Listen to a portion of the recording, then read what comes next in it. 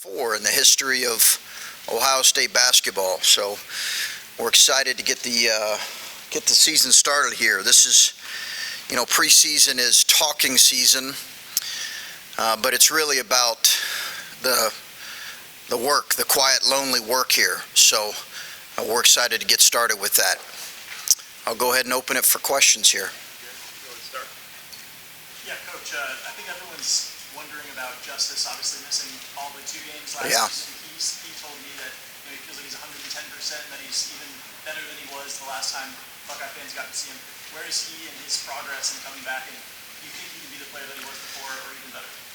Well, the last time we saw him, he wasn't real good. That was Akron. He struggled in that particular game. So I think Justice looks great.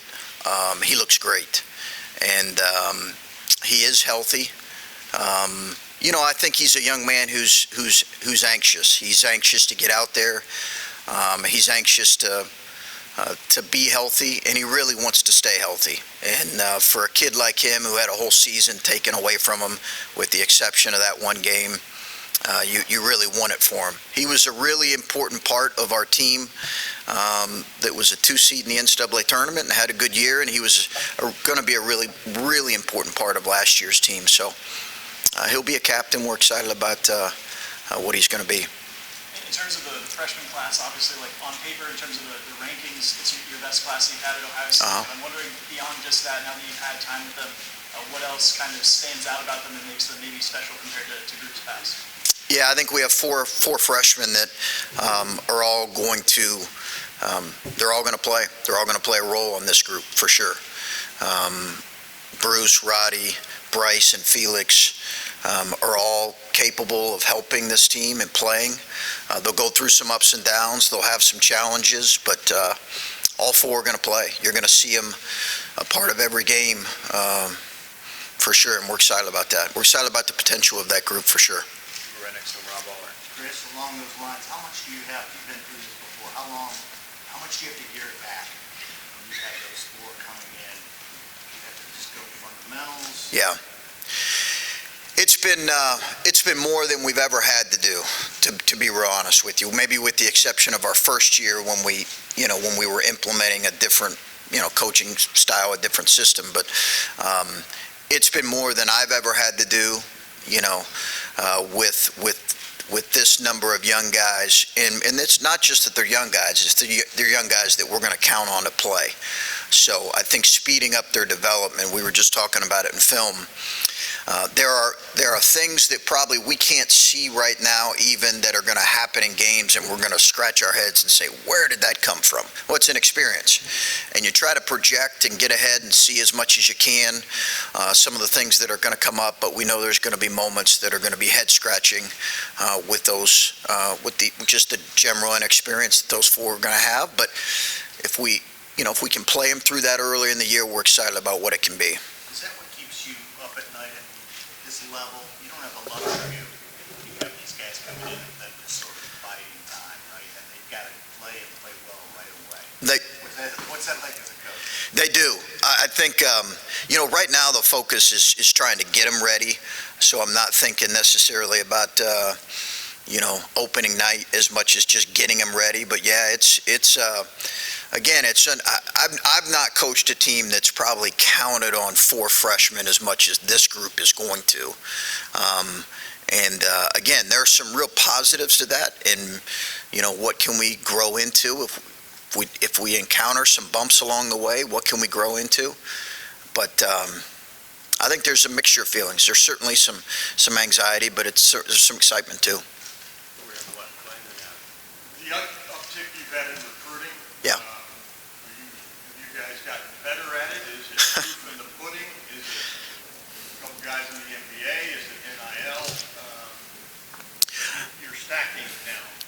I would say it's a combination of all of those, maybe with the exception of NIL. I think we'll see that in the beginning part, but that's not been promised to any recruit. I think the uptick in recruiting has been really a collaborative work. I think we have a tremendous staff, and I would begin with that. I think we have a staff that has really worked at it.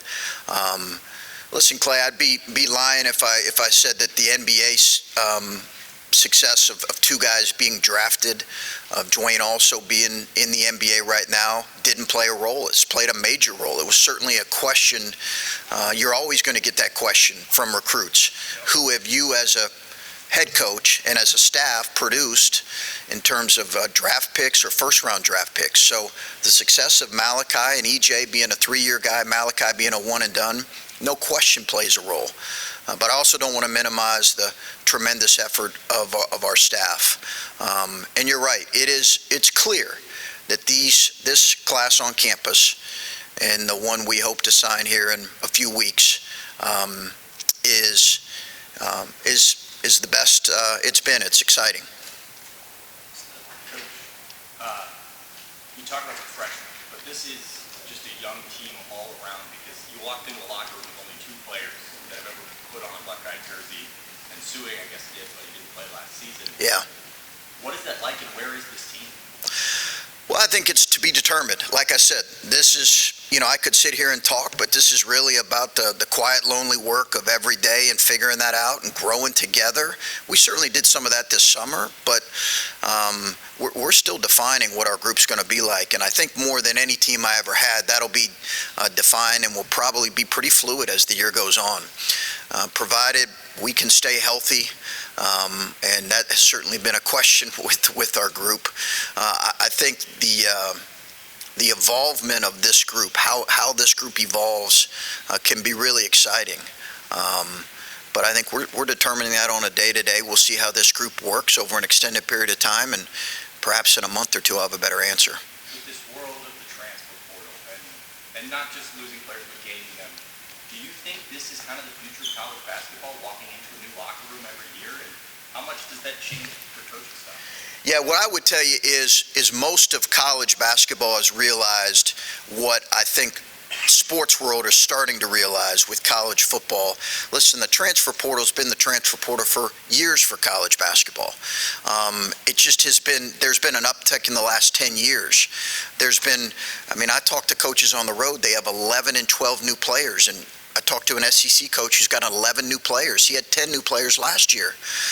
It's not unique to any specific program. It is the way the sport is now and probably will continue to be. And that's why I appreciate you guys being here, because you get a chance to share the stories of this new group, 3 transfers and a bunch of freshmen. And hopefully our fans can embrace them, because they're a fun group to be around. With all those new faces, you do have a lot of versatility, it seems like, on this group. And I wonder, when you look at defensively trying to shore up some of the last year, Yeah. how much of the versatility of this team was planned because you're trying to get better at that? Big part of it, Adam. We have not been good enough defensively the last 2 years. We have just not. We have not been good enough, and I think we have been tremendous offensively. We've been really, really efficient. The numbers would back that up. 2 top 15 teams offensively, but we have not been good enough defensively, and we weren't good enough on the glass either last year. So you combine those 2 things, and there's inevitably a ceiling. So I think a little more athleticism, more versatility, a little more length at the rim. I think were all things that we needed to address, because certainly you cannot have a poor offense. You got a ceiling if you have a poor offense, for sure. That's the reality. And just like it is in college football, in college basketball now, you have to be able to score. But we need to have considerably more balance in terms of what our numbers have been. And for 3 of our 5 years, we have been very good defensively. We just have not been the last 2 years. And then offensively, with a new, offensive coordinator, however you want to call James Cole, compared to having Ryan doing so much of the offense, guys have talked about wanting to play faster. You've got a freshman point guard that's going to play a lot of defense. Offensively, how different could this look with some new input there? Yeah, I think we are more versatile. We have a number of guys kind of in the middle of what you would say your lineup, those 2, 3, 4 positions that are pretty interchangeable, and their skill sets differ some, but they all can dribble, pass, and shoot. They to varying degrees, and they give us a bit of athleticism there. We have a couple bigger guards. A guy like Roddy and Ice are bigger guards. Obviously, Bruce is a man at a young age. But I think that versatility is really critical for us and been critical for us, both defensively and offensively. We do not have, the elite scoring right now of a 19-point scorer like EJ was. We're hoping some guys can grow. So we'll have to have that, I think, with a mixture of guys and perhaps more balance across the board. Chris, I think half the guys I talked to refer to themselves as glue guys. Now, as you're putting together a new team, does that make things easier for you or more difficult because they don't necessarily have defined positions or statuses? Well, I'd be curious who said that. I don't need a team full of glue guys. So I'd be curious who all said that, but it's good for certain guys to recognize their value and what they bring, and the fact that they connect a group of sometimes a glue guy gets a bad rap in terms of maybe having less talent and ability. You certainly need some really critical guys that connect the group. Kyle has been that and was that for a number of years here. But you also need some guys that are going to stand out as well. So it's good that guys have recognized their value in that area for sure. And then looking at the makeup, it seems like we could see more fast break with guys that can rebound and then move the ball with themselves. Do you expect that to be part of the offense? I certainly expect us to be able to move better. We really in some ways played we evolved with EJ, but he was a bigger guy kind of at the power forward spot, almost kind of a traditional power forward, and his game grew and evolved. Now it's going to be a little bit more 4 guards around one big guy is what we anticipate. So we'll see. I think we've worked on some things here in the off season that have allowed us to play with more pace and a little faster. Again, I'm excited about the improvement that we feel like we are, and just in terms of our athleticism, it's exciting. Chris, with all the newness, how important was it this year to have that Bahamas trip and be able to go there and work on things you want the team to? Patrick, I think the trip was important. They spent a lot of time in the summer. I think getting away, there was a facet of that was important. Having 2 games that tested us in certain ways was maybe the most important thing, because we were able to come out of that saying, okay, maybe some of our ideas that we thought about certain guys in terms of what their impact could be, he can impact a little bit more.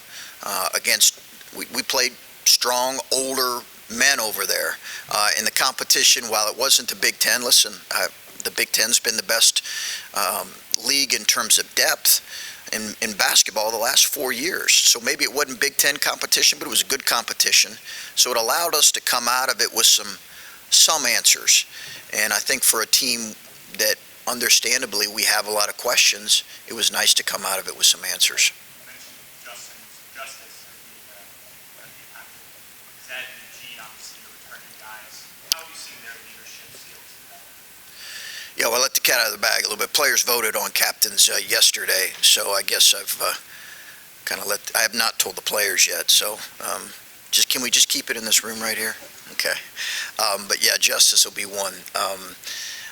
So we'll vote. I'm sorry, what was the other part of your? The development of Zed and Eugene as leaders, as holding guys. Yeah, both kids are great kids. Zed and Gene both have new roles with this group. Having said that, they both played important minutes on an NCAA tournament team in a 21 season, so they have experience under their belt. They don't have it in the sense that they have played kind of the frontline roles. And I think there's going to be some things expected of them, both in leadership and in their daily performance this year that will be new for him. And I'm anxious to see how those two handle it along with Justice. Chris, just following the point of versatility, do you feel like you guys need to be able to play multiple different styles of basketball, whether you're playing a team like Purdue that's got a lot of size, or maybe you're playing March and you're playing against a much smaller team? Yeah, that question comes up a lot, and we talk about it as coaches, and the question comes up when we're talking about, a Purdue. How are you going to guard Zach Edey? Well, there's one Zach Edey in the country. There's not a bunch of guys that look like him. But I do think there's a way in which you have to maybe play a team that has a big guy as unique as that, as you would. There is certainly different styles in the Big Ten. I think there's a consistency to the way maybe Big Ten rosters are built. We traditionally have a few more big guys in our league than in other leagues. But I think you've seen some teams now move, I know you've seen some teams in our league maybe because they've been frustrated with not advancing as far as they've wanted to, that have gotten a little more versatile and a little more athletic. So I think you'll see that wave in the Big Ten for sure. Just a few months ago, Malachi was declaring that the NBA talked about his growing pains, allowing him to go through those. And Texas essentially had one of those games. How do you manage that on the scale of 4 freshmen as opposed to just one of them? Yeah. It was. I think it's a lot of conversations. If you come into one of our practices and you come to a post-practice, you're probably going to see most every day me sitting in one of those chairs with one of our freshmen with my arm around him after he struggled in a practice. I think you really have to normalize struggle for young people when they're trying to do something really hard. Because I think if you don't normalize it, you're setting them up for failure. So as us leading them, we have to normalize struggle as much as possible, and then we have to challenge them with the right response. And the good ones figure out a way to respond the right way. Malachi found a way to respond the right way. You have a choice in those situations. When you're struggling in the midst of a game, or when you're struggling in the midst of practices and you're struggling over and over to respond the right way, he did. And saw the benefits of it later in the season. But there will be a lot of private conversations. We've tried to do that on the front end, but normalizing struggle is a big part of it.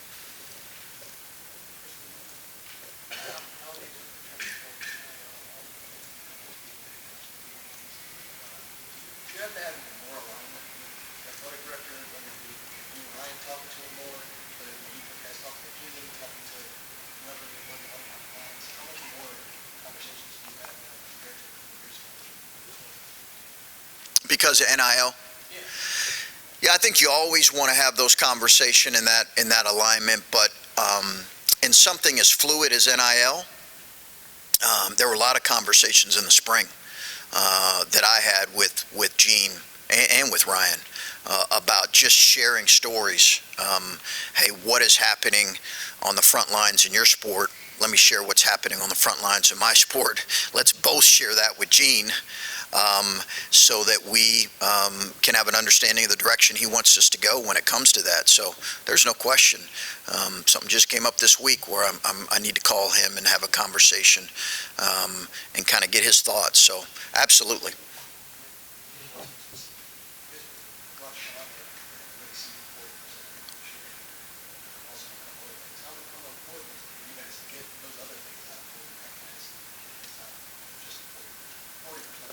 For Sean?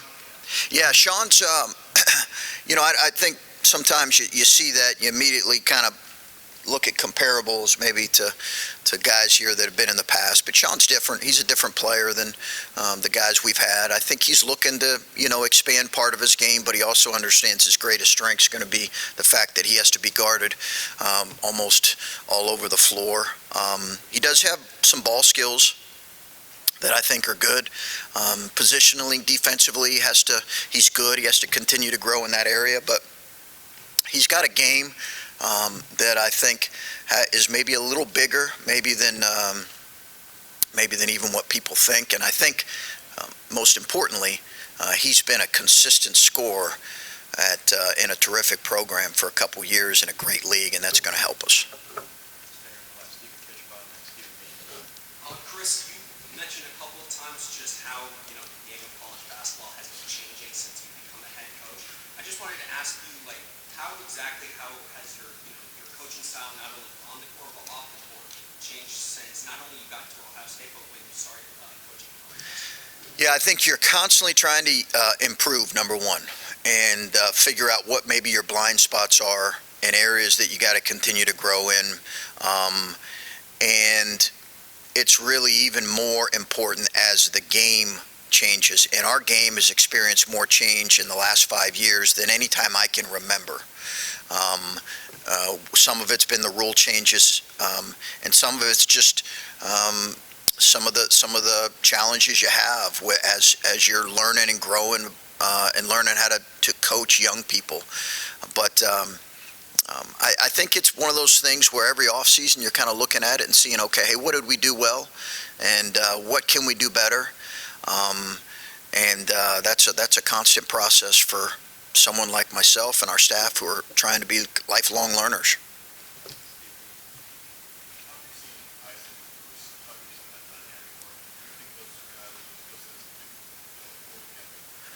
They will be on the floor together. Isaac and Bruce will be on the floor together, for sure. I would anticipate that, because I think Isaac has the ability to play the three, and then maybe even some forward.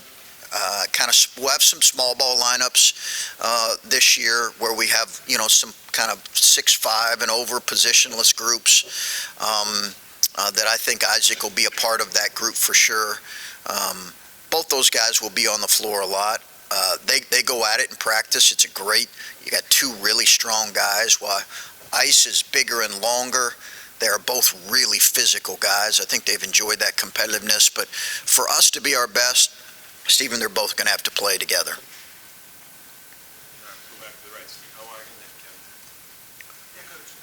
Tanner Holtmann, you see what he did in the NCAA tournament, has such a big game and impact for Wright State, and then comes here in the last few months. Just how have you seen him kind of become a member of this program, and how do you feel some of those skills will translate to what you guys need in the Big Ten? Yeah, he's been great, Steve. He's been great. I think the biggest thing for him is, and I've talked about this, is Tanner's game is built on, he's a terrific cutter. He's a good athlete. He has scored primarily kind of some outside the three, but a lot of it's been inside. And I think he's going to have to continue to expand his game to be the most effective here in these next 2 years. And I think he's growing in that. He's a really good rebounding guard and wing. His teammates love him. He has been as consistent of worker as we have had on our team. And from day one, he has been as consistent as we've had in terms of working. Right, since ball, it sounds like he played pretty well for you in the games in the Bahamas. Just how are you seeing him kind of take the jump? He was a guy who didn't get to play his junior year of high school. Yeah. Some people didn't know much about him. I asked him, it's like, you feel like you got a lot to prove still, and he feels like he does. I mean, just what's your thought on this? Yeah, no, he's tremendously gifted offensive player, and just a really unique. You're going to enjoy watching him because he's 6'6", 240, and he just moves. He moves exceptionally well at that size, and he's just a really gifted offensive player. His biggest challenge for him is understanding all the other elements, and we've got a really important 2 months right now with him, trying to get him to learn as much as possible the defensive side. But he's a tremendously gifted scorer. I mean, he's just really gifted. Can I squeeze just one last one? It's fine with me, Steve. Magazine I've seen as you guys pick third in the Big Ten. I know that's so far off in September, it doesn't mean much, but I don't know, that says a lot that you have an unknown roster of disparate parts, but somebody has seen it in a sense say, this team could be pretty good. What's your thought when somebody comes up to you and says, you might have a team that could, despite all the things that could hold you back, that could be there at the end? It's talking season, right? We're about to work. That's talk. You could probably look and see a bunch of other ones. I do think people have liked the addition of our transfers, Steve, right? And I think they're anxious to see what these 4 freshmen can be. And but it's time to get to work. Coach, I know you can't speak specifically on recruitments, but when talking to recruits, Jake Dietler's name comes up a lot. What makes Yeah. Jake such a special recruiter? Obviously, as the guy who hired him, it's obviously. He's in the back. I got to talk about him now that he's in the back. I was trying to usher him out. No, that's okay. All right. He's great, and Jake knows this. It really begins with his work ethic. He's a tremendous worker, and has a tremendous motor when it comes to working. I think sometimes people forget, young coaches forget the number of hours that a guy like him has to be on the phone at night. He's got 2 kids and 1 on the way. It's a lot of work, and he just is a tremendous worker, and he understands Ohio State. He understands the culture of our program. He recruits to that, and he's been tremendous at building relationships with those guys. And he came from Vandy a couple years ago. We've been really thrilled to have him. One more quick one. Obviously, LeBron James was here a couple weeks ago. Can't talk about anything about some of the reasons there, but a lot of the players were very excited about getting to meet him for the first time. Just what was your impression seeing them meet a superstar like that for the first time? Yeah, I'm not sure the specifics of what I can speak to regarding that. I would just tell you my experiences in the past with LeBron has been phenomenal. He's just been such an incredibly impressive person. That's probably about all I'm allowed to say. So. Time for a couple more. We'll here left and then finish with that. I just wanted to bounce back to the transfers. Obviously, you talked about Tanner a little bit.